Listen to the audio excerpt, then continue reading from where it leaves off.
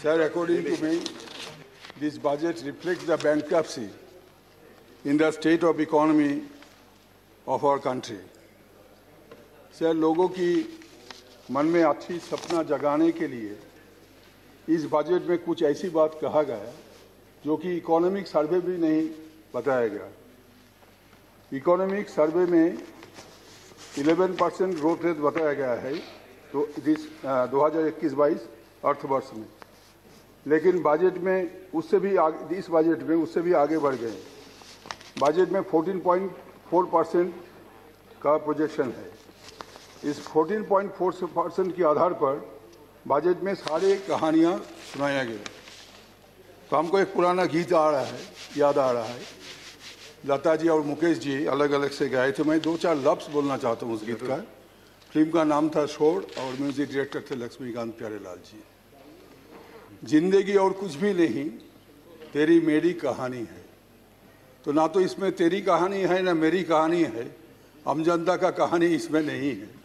बाकी सब जो है ये दर्द भरा कहानी है, उसी में अभी चर्चा करना चाहता हूँ। पहले तो आपको बजट में ये बोलना जरूरी थी कि ये 14.4% ग्रोथ रेट अब जो बता रहे हैं इसका बेसिस क्या है, क्योंकि वास्तव चित्र अगर हम देखते हैं तो in 2019-20 our economy contracted by 4.1% and it further contracted by 7.1% in 2020-21. And on 4th January this year, the World Bank Global Report estimated India's GDP to plunge 9.6%. However, the spokespersons of the government say that such reports should not be relied upon. हमें अभी तक revise estimate का कोई पता नहीं, तो कैसे हम वर्ल्ड बैंक के रिपोर्ट को खारिज करेंगे और कैसे आपके आंकड़े पर भरोसा रखेंगे। खैर, ये सारे स्टैटिस्टिक्स कुछ भी हो, सरकार अपनी कहानी पर खड़े है और आत्मनिर्भर भारत की सपना भी दिखा रहे हैं कि PLI schemes to create manufacturing global champions for alternative Atmanirbhar Bharat. This will help bring scale and size and key sectors and provide jobs to our youth. It will provide jobs to our youth. आत्मनिर्भर भारत का जो प्रधान लक्ष्य है उसमें ये भी बताया गया। लेकिन सर, मेरे विचार से this is nothing but empty promises, क्योंकि पहले जॉब जो क्रिएट होता है एग्रीकल्चर के बाद MSME में सबसे ज़्यादा एग्रीकल्चर के बाद जॉब क्रिएशन होता है, लेकिन millions of MSME are still shut down. जैसे कि चिदम्बरम जी कुछ बता रहे थे, लेकिन सब जानते हैं, हर मेंबर का अपना अपना क्षेत्र में देख रहे हैं कि MSME का हालत क्या है। Government believe that they would take loans from banks and start running their units once again as before, but loan offtake in the MSME sector, even without any collateral guarantee, is at a record low. सरकार बोल रहे हैं कि तुम आओ loan लेके जाओ, तुमको गारंटी नहीं देने पड़ेगा, कोलेटरल नहीं देने पड़ेगा, लेकिन फिर भी लोन लेने के लिए कोई है नहीं, बैंक दरवाजा खुल के रखा है। ऐसी हालत है हमारा। ये वास्तव चित्र है, इसको किसी को अस्वीकार नहीं करना चाहिए। कैसे सुधार लाना चाहिए उसके बारे में ज़्यादा ध्यान देना चाहिए था। और एग्रीकल्चर के बारे में क्या बताऊँ, आपने 2014 का जो इलेक्शन मैनिफेस्टो था आपका पार्टी का, उसी समय आपने बताए थे कि 5 साल के अंदर हम किसानों का इनकम डबल कर देंगे, लेकिन उसको 2022 तक आपने फिर बढ़ाया। अभी 1 साल बाकी है, लेकिन आप समझ गए कि 1 साल में भी आप दुगुना नहीं कर पाएंगे किसान की इनकम। इसलिए आपने क्या किया, 3 फार्मर्स बिल लाया और सारे agriculture sector will be now the play ground of the corporates. इतने 75 साल वो हो गया हमारा आज़ादी करीबन, तो इन लास्ट 75 ईयर्स किसी ने कभी सोचा नहीं कि एग्रीकल्चर सेक्टर को पूरा इसका दरवाज़ा कॉरपोरेट के इस ढंग से खोल दिया जाए जो कि रिफ्लेक्शन आपका 3 जो किसान बिल वो आपने कर दिया। और 3 महीना से हजारों संख्या में किसानों, लाखों संख्या में किसानों राजधानी दिल्ली के नज़दीक 2 डिग्री टेम्परेचर में अपने परिवार के लेके, बीवी बच्चों को लेके वो धरना पे बैठे हुए हैं। कोई पॉलिटिकल पार्टी नहीं है वहाँ, और उन्होंने साफ कर दिया कि कोई पॉलिटिकल पार्टी का मदद भी हमें नहीं चाहिए। सरकार अभी उनसे चर्चा शुरू किया, तारीख पे तारीख, जैसे अदालत में होते हैं, ऐसे सरकार भी उनके साथ चर्चा करने का, डिस्कशन करने का तारीख पे तारीख कर रहे हैं, लेकिन कोई नतीजा निकला नहीं, क्योंकि वो लोग इतना खपा है, और उनका खपा होने का बहुत सारे कारण जो है जायज है। जिस ढंग से इस बिल को बनाया गया उसका पहले किसी से कोई चर्चा नहीं हुआ। रविशंकर प्रसाद जी ने और किसी मंत्री जी ने पब्लिकली बयान दिया कि लाखों आदमी से चर्चा हुआ, और एक इलेक्ट्रॉनिक मीडिया आरटीआई किया था कि कोई किसान संगठनों के संगठनों के साथ कोई चर्चा सरकार किया कि नहीं किया, अगर किया हो तो उसका नाम दिया जाए। आरटीआई जो कमिश्नर, इंफॉर्मेशन कमिश्नर ने बताया कि हमारे पास कोई रिकॉर्ड है नहीं कि कोई चर्चा हुआ था कि नहीं। तो किसका बात हम चाहे सच समझूं, मंत्री लोगों का या वो आरटीआई कमिश्नर का, इंफॉर्मेशन कमिश्नर का? तो ये सब चल रहा है। अब देखिए कि देश की किसान अगर इस तरह खपा होते हैं तो हमारा इसका इकोनॉमी के ऊपर क्या असर पड़ता है मुझे समझाने का जरूरत नहीं है, क्योंकि हमारे माननीय आदरणीय वित्त मंत्री जी एक जाने माने इकोनॉमिस्ट है दुनिया के, इस बारे में सोचें। MNREGA in this budget rupees 73,000 crores has been allocated, which is 34.52% below the revised estimate of rupees 1,11,500 crore for 2020-21। पिछले साल से 1,11,500 करोड़ घटा दिया गया मनरेगा के लिए, बोले जॉब क्रिएशन होगा। लेबर लॉ को इस तरह अमेंड किया गया, तो लेबर लॉ जो 6 लेबर लॉ अमेंड किया गया वो भी एंटी लेबर स्टेपिंग है on the part of the government, क्योंकि the labour laws have been amended to the benefit of the corporates and the policy of hire and fire shall prevail upon the working condition of the workers. Even the 8-hour duty in the working place shall be extended to 12 hours at the dictates of the corporates. This is going to happen when this labor law will be implemented. वो बोलेगा कि नहीं तो consent लेके होगा, labour का consent, वो consent कौन नहीं देगा? कॉन्सेंट नहीं देगा तो उसको नौकरी से हटा दिया जाएगा। अमेंडमेंट टू लेबर लॉस हो गया। तो अनएम्प्लॉयमेंट बताया गया था कि साल में 2 करोड़ हम जॉब क्रिएशन करेंगे, बेरोजगार लोगों को रोजगार मिलेगा, 2 करोड़ हर साल। 6 साल तो बीत चुका, अब 7 साल होने वाला है। इस मार्च महीने अर्थ वर्ष 7 साल होगा कंप्लीट। तो इस बीच 14 करोड़ रोजगार होना चाहिए था। अभी चिदम्बरम जी जो आंकड़े दिया था वो सब जानते हैं। In April 2020, 12 crore people lost their jobs due to pandemic. Not only due to pandemic, but the recession that started from the period of announcement of Notbandi. So started from there, and pandemic actually added salt to the injury. And we are having this situation that jobless people are roaming around, the vast army of unemployed. हर जगह कोई शहर में जाइए, गांव में जाइए, महल्ला में बैठे हुए हैं, उनका हताशा। सारा हिंदुस्तान की ये जो हमारा स्थिति है इसको कहाँ तक ले जा रहे हैं। लॉ एंड ऑर्डर प्रॉब्लम भी हो सकता है अगले दिन। Roads and highways infrastructure development के बारे में बताएगा, रोड्स एंड हाईवेज के बारे में बताएगा। Some people say that whatever has been announced in regard to allocation of roads and highways infrastructure is essentially meant for the assembly poll bound of Assam, Kerala, Tamil Nadu and West Bengal. ये जो चुनाव होने वाला है इसको मद्देनजर रखते हुए ये रोड्स एंड हाईवेज का कुछ अनाउंसमेंट किया गया इस बजट में।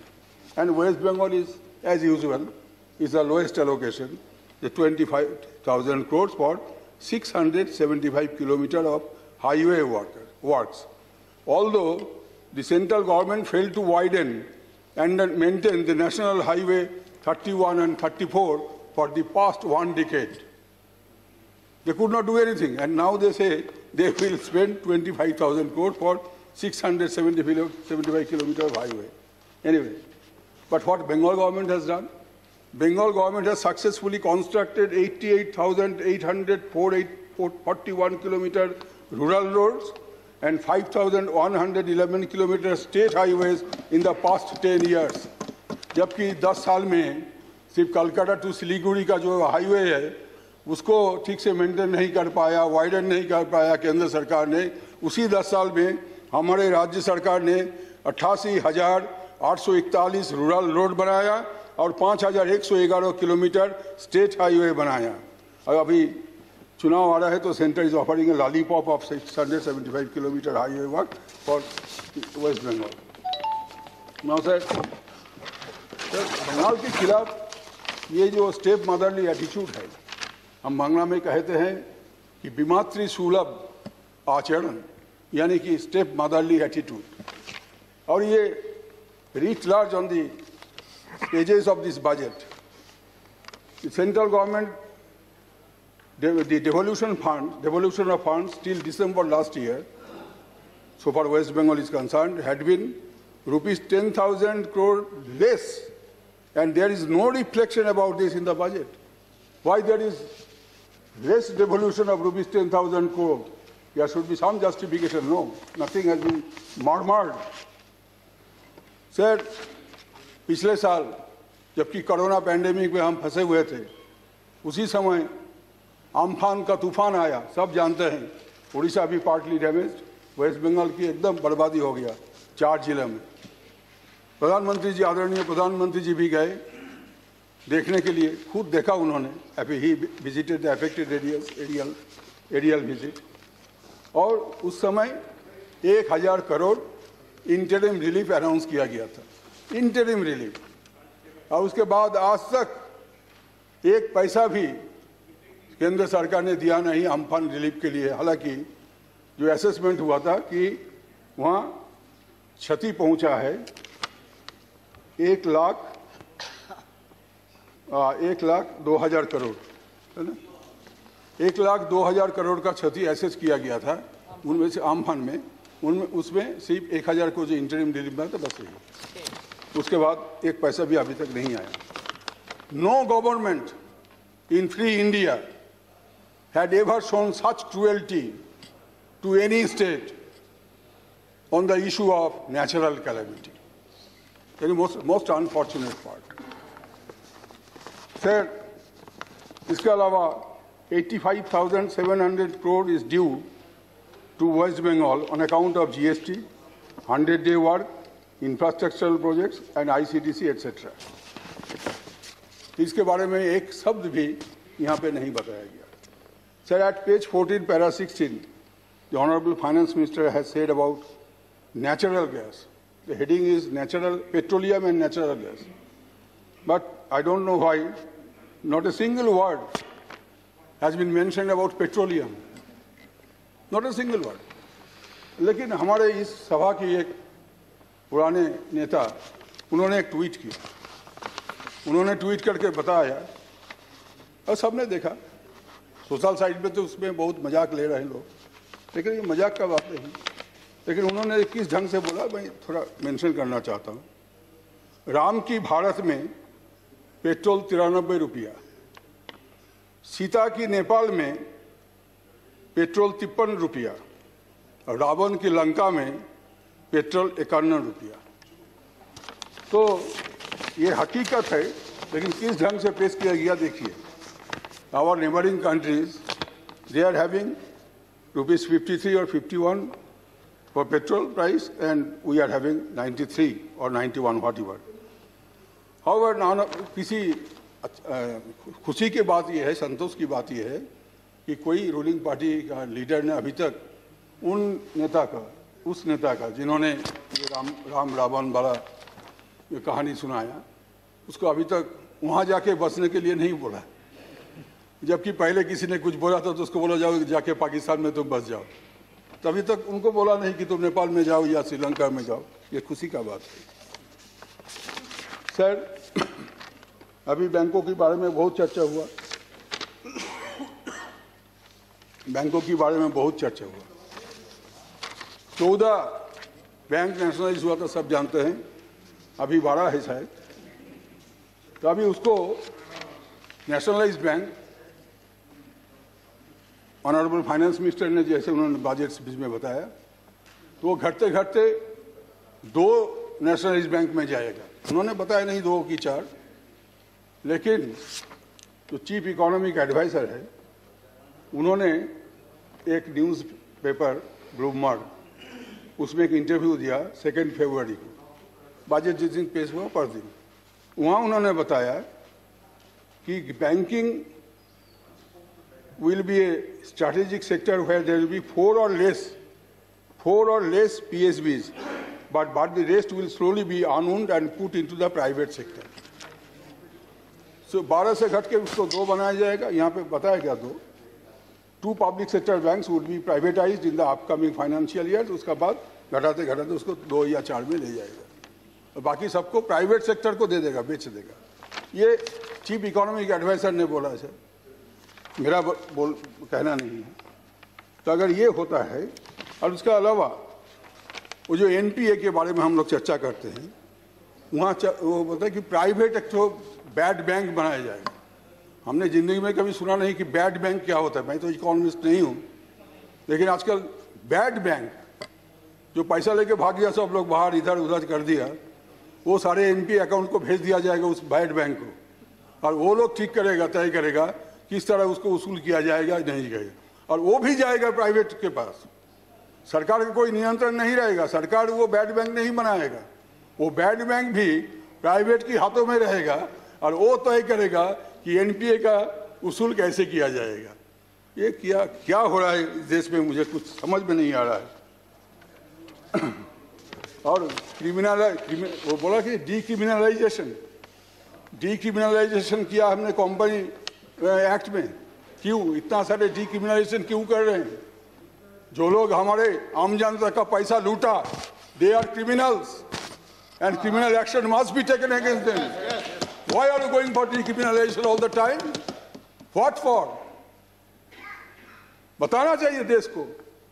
इसका स्वार्थ आप रक्षा करना चाहते हैं आम जनता का, जिनका रुपया पैसा अमानत बैंकों में था और लूट लिया जो लोग, उसको आप हेल्प कर रहे हैं। डिक्रिमिनलाइजेशन वन आफ्टर अनदर, ये सिलसिला 3 साल पहले 4 साल पहले शुरू हुआ था, अभी भी चल रहा है। कोई क्रिमिनल एक्शन नहीं ले सकते आप उसके खिलाफ, क्योंकि आपके पैर से सर तक बिका हुआ है, आप कुछ नहीं कर सकते। विक्रेता सरकार। सर, ये पब्लिक सेक्टर अंडरटेकिंग में 2 लाइन 3 लाइन बोलता चाहिए। मेरा दूसरा स्पीकर है मेरे पार्टी से। Honorable Finance Minister has announced that there will be only 4 key strategic sectors, and in these key segments there will be a maximum of 3 or 4 public sector units. There are more than 400 public sector units, and it will be reduced to 3 to 4 public sector units only. 1900 साल में जब बंगाल में anti partition movement शुरू हुआ था British लोगों के खिलाफ, उस समय एक साइंटिस्ट, एक प्रोफेसर ऑफ केमिस्ट्री आचार्य प्रफुल्ल चंद्र राय, उनकी अपनी रोजगार से बंगाल फार्मास्यूटिकल्स एंड केमिकल्स बनाए थे। 100 साल से पुराना वो कंपनी, वो लॉस मेकिंग कंपनी नहीं है। 4 करोड़ 5 करोड़ 6 करोड़ हर साल वो प्रॉफिट कर रहा है, लेकिन उसको भी बेचने के लिए सरकार निर्णय ले चुका है। इसी साल उसको बेच दिया जाएगा, वो लिस्ट में उनका नाम है। देश की पहला स्वदेशी कंपनी, उसको भी उन्होंने छोड़ा नहीं। क्यों? क्योंकि इस कंपनी का मुंबई का प्रभा देवी में, उत्तर प्रदेश का कानपुर में और बंगाल की 2 जगह में इनका बहुत सारे प्रॉपर्टी है। वो प्रॉपर्टी को बेचना है और उसमें 45,000 करोड़ का प्रॉपर्टी है। उस 45,000 करोड़ प्रॉपर्टी को लूटने के लिए प्राइवेट कंपनी ने जो नक्शा तैयार किया है, सरकार उसको मदद देने के लिए ये ऐलान किया। अब चुनाव आया है, वो कुछ नहीं बोल रहे हैं। मैं चाहता हूं कि ऑनरेबल फाइनेंस मिनिस्टर इसके ऊपर कुछ हमें सुनाए। In all other areas, I mean other than the 4 key strategic sectors, where there are PSUs, union government will move out. वहाँ यूनियन गवर्नमेंट नहीं रहेगा नॉन स्ट्रैटेजिक एरिया में। ये टाइम्स ऑफ इंडिया का न्यूज़ है, जो कि वो गवर्नमेंट सोर्स का बताया हुआ। तो मैं समाप्त करना चाहता हूँ अभी, इसलिए मेरा दूसरा स्पीकर है मेरे छोटे भाई जैसा। तो फाइनेंस मिनिस्टर जी ने एक रविन्द्रनाथ टैगोर जी का उल्लेख किया, कोट किया, कलेक्शन ऑफ एप्रोहिंसी, रविन्द्रनाथ टैगोर जी फायरफ्लाइज कविता से। तो मैं भी टैगोर जी से गीतांजलि से, जो गीतांजलि उसको नोबेल मिला था लिख के, तो उनमें से 2-4 लाइन मैं बोलना चाहता हूँ। হে মোর দুর্ভাগা দেশ, যাদের করেছ অপমান, অপমানে তাহাদের সকলের সবার হতে হবে সবার সমান। মানুষের অধিকারে বঞ্চিত করেছো যারে, সম্মুখে দাঁড়ায় রেখে কোলে দাও নাই স্থান, অপমানে হতে হবে তাহাদের সবার সমান। যারে তুমি নিচে ফেলো সে তোমারে বাঁধিবে যে নিচে, পশ্চাতে রেখেছো যারে সে তোমারে পশ্চাতে টানিছে। इसका मतलब है कि O my wretched country, you will be humiliated in the same way you humiliated others for so long. You ostracized and cornered them with your own strength. You leveled them with your disdain. You trampled them under your feet. You will have to come down to their status one day for salvation. There is no other way out. You too will have to experience their humiliation one day. Thank you, sir. Thank you.